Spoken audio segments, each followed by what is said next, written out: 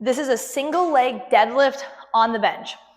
If you don't have a bench, you can use a coffee table, a chair. If those aren't options either, then I'll show you a modification at the end that you're gonna do it just a single leg deadlift. So what this does is it really emphasizes working one side at a time. So we're working the leg that is stationary on the floor.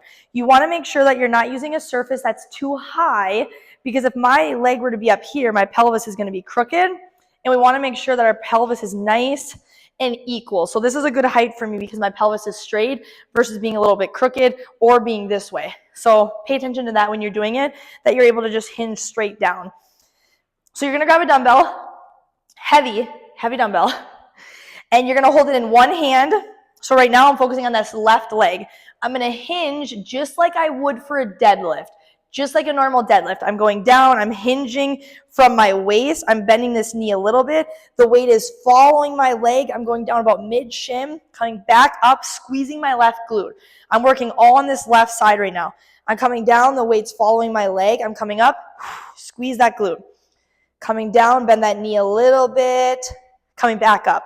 If you are not feeling this in your hamstring, because I want you to feel this in your hamstring and your glute, then try to stick your hips back farther. Too many people will completely straighten their leg and then they were going like this. I don't want that. Bend your knee a little bit, stick that hip back, and you have to keep the weight close to your body. If you allow the weight to travel away from you, it's going to be harder for you to feel it because you can't control it as much. So again, we're hinging from the waist. The weight is following our leg. We're going down mid-shin, pulling up and squeezing. Keeping our lower back and our back nice and straight.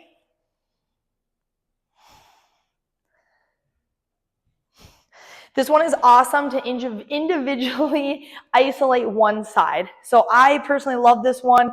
If you don't have a bench, if you don't have anything you can put your leg on, what I'm gonna have you do is a single leg deadlift, but we're gonna just kick this leg back, kind of like a B stance deadlift, and we're just gonna do a single leg deadlift just like this.